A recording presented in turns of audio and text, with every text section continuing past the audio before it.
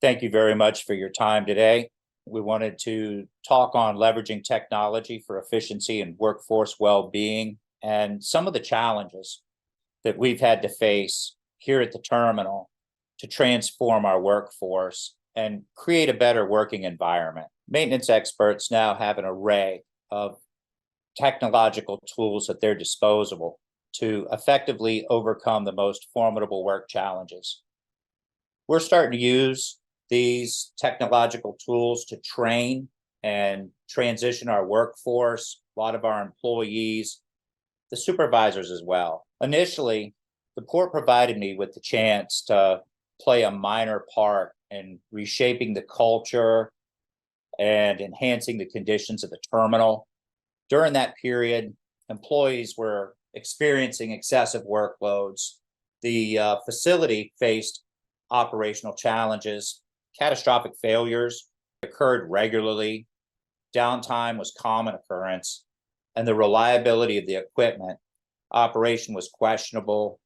We wanted to really kind of make things more efficient. The workforce and the staff, they were exhausted. They lost hope, not working as a team, stressed out, and they began to turn on one another, especially when time was of the essence and operation was down. The morale was just really low. Some of the risks were different for different aspects of the operation.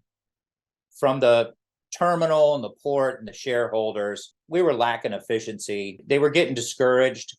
They were looking at possibly repurposing the site maybe and exiting the bulk handling industry altogether. We had other aspects where customers, they were struggling to meet their deadlines, experiencing financial losses within their budget.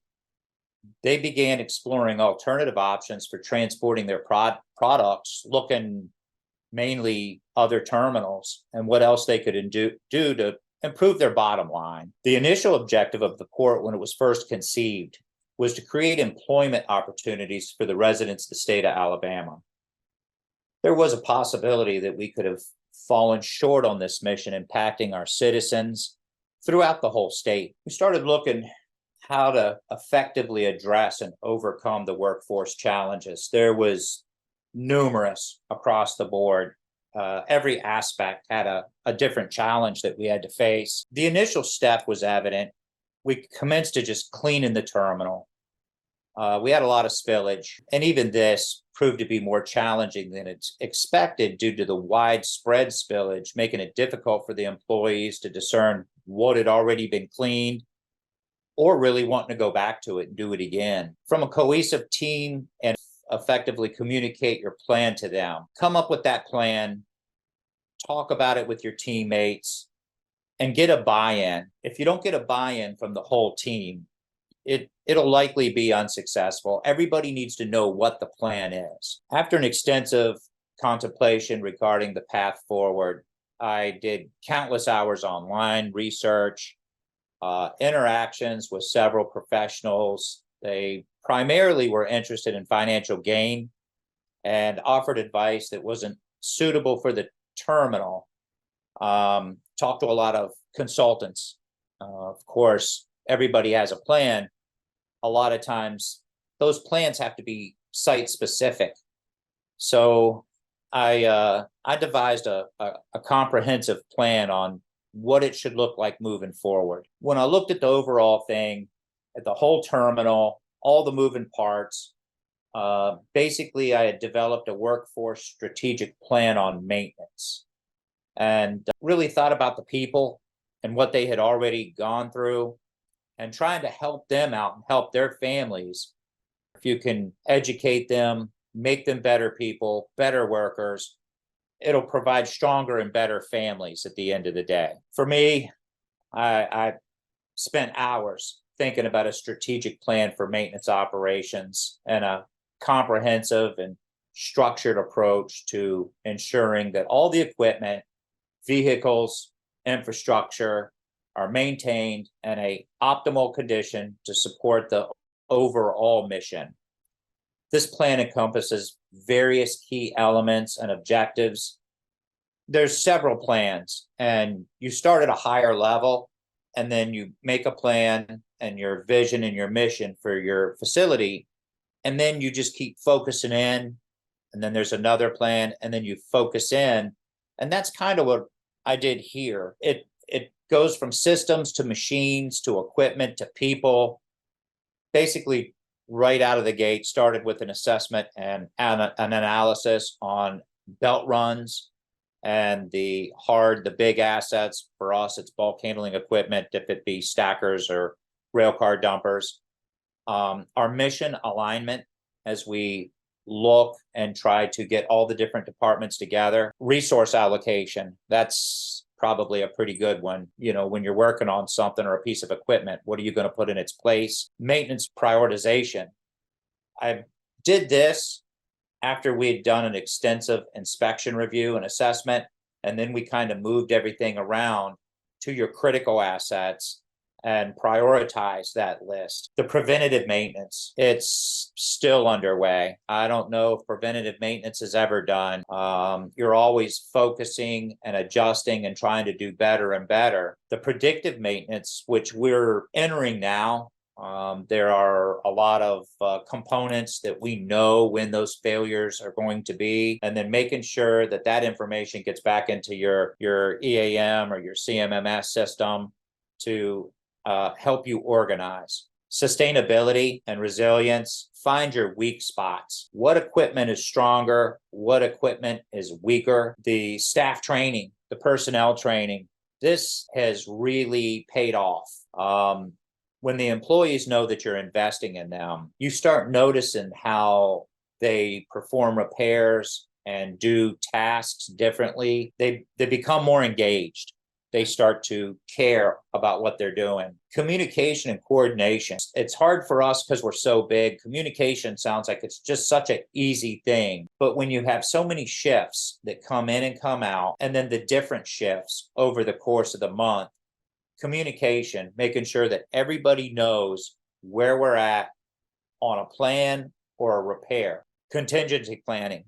This is another one. Looking out ahead and really getting those outages scheduled in there. KPIs.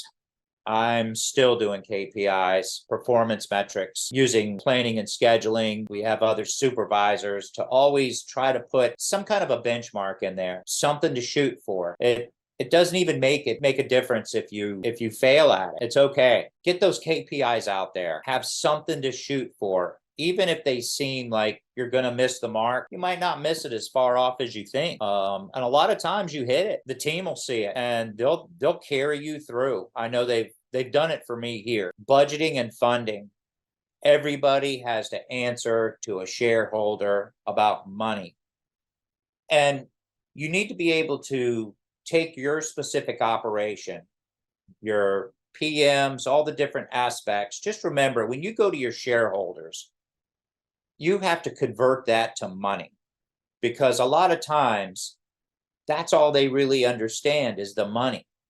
So you have to be able to take and convert whatever task, whatever duty, whatever plan that you have, convert that to money when you are talking to superiors or whoever's above you. It really kind of helps put everything into perspective. A well-crafted strategic plan for maintenance operations not only ensures the readiness of the assets, but it also contributes to cost savings, increased mission success, and more importantly, the safety of the personnel. The repair is always going to be there. It's not going anywhere. But making sure that everybody's safe, it's got to be the key. It requires continuous monitoring, assessing, and adaptation to remain effective as operations and equipment evolves, especially if you're working with equipment that's health level is low. A lot of times you can't go out and buy a new piece of equipment. So you're going to have to take an old piece of equipment and at least get it reliable. And we have all of the above here at the terminal. We have some new equipment. We have some older equipment that's rather dire, but that doesn't mean that even that older equipment, it can be reliable. It just depends on what's wrong with it and the repairs that need to be done. Divide and conquer. This is a big one. I do this every single day. I identify the challenges that you face, including staffing issues, because those are always coming, equipment failures, spare parts availability, site conditions, and determine which EAM or CMMS system that you deploy. Use that to your advantage. It's going to affect everything. And at the end of the day, it's going to be able to supply you just all the metrics that you need. If it be how long the repairs are, how much it costs, again, for your shareholders. But spare parts availability, I think we're all struggling in this new age of spare parts. They're harder to get, they're longer lead time. What just a few years ago would be on the shelf today it's a challenge. It's a big challenge. So managing those spares and keeping them in the warehouse, and then having those criticality spares, the ones that you have to keep running. It's different for everybody. And then the more equipment you have, the more of a challenge it's going to be. The objective is to transform from reactive maintenance to predictive and real-time response maintenance. I know this better than anyone. When I took this position, it was all reactive, and it was day and night. I was coming in and doing 70, 80 hours a week. It didn't seem like it was going to stop. And all of a sudden, when you work that plan and all of a sudden you turn a corner, predictive maintenance is determining when a failure will take place. And a lot of times, you more seasoned tradesmen out there, all the supervisors, a lot of times you're there because you're hands-on. You know where the weaknesses are. Focus in on those. The concept of real-time response is harnessing technology as a tool for staff to discover problems as they are developing. I have one right now, and being able to real-time monitor. I've got a crew looking at a ship loader, some bearings right now, doing temperature readings. We're watching the temperatures very closely on these bearings, getting that real-time response, limit that unexpected downtime. These practices develop workforce modernization using technology and reshaping the workforce. And I've seen it with our employees, getting the temperature guns, looking into vibration analysis, doing power analyzing with the electricians. It's that next level up, and it brings quality to the overall repair. As we transition, we are integrating these predictive maintenance, real-time response, and workforce modernization type of practices. We are getting transducers. We're looking at our critical systems, the critical components, that motor, that gearbox that takes a long time to change and shuts operations down, and you're not making money. As soon as that operation starts, I'm sure all of you know you're losing money. As soon as something comes to a stop here, it's like that stop clock in the background just enters my head. Tick, tick, tick, tick, tick, tick, tick, tick, tick. So being able to monitor these gearboxes and motors, looking at the frequencies, and then looking out in advance, when is this thing going to fail? We're not there yet either. We're doing the transition now, but it's working. It's pretty much going to the next level of maintenance. Using technology as tools successfully with your maintenance program, manage workforce for scheduled repairs. This helps the workforce that they are aware of what work they will be performing the following days, weeks, months ahead. This is big. I've seen this here.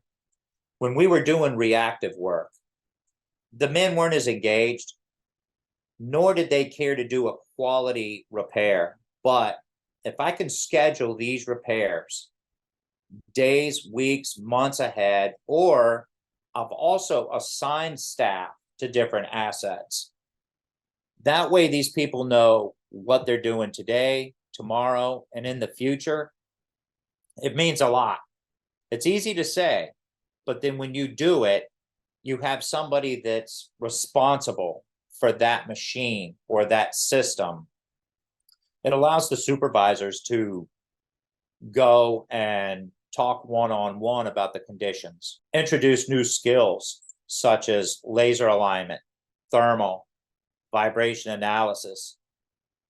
This does not have to be done all at once. We didn't. We've been phasing it in. The temperature guns today, very reasonable. They're not as expensive as they were even 5 or 10 years ago. We did just get a new laser alignment tool, and the staff loves using it. And now I see where they'll sit out there really trying to zero those shafts in to get it as perfect as they can. We're also ordering tablets for supervisors to create work orders in real time and retrieve information more quickly. They were going back to their offices, and the tablets allow for them to be in the truck, create a work order or close a work order out, and really add to it if needed, but real time as they are in the terminal. Deploying drones for equipment inspections, for accessing equipment locations that are either high up or over the water. We haven't really used drones ourselves. We hire an engineering firm to come in, and they'll come in and take some shots, especially on the high up ship unloaders, and look and see where, condition wise, what's it look like up there. Performing oil sample analysis. Most lubrication distributors will perform this service for little cost or oftentimes free. I just did a spreadsheet, and we're doing that here. And again, easier said than done. But for the systems that we've already started, you can really see what that gearbox, that oil failure, and when that gearbox or bearings inside are going to fail. Incorporating training into your workforce development strategy is a valuable way to maximize your return on investment.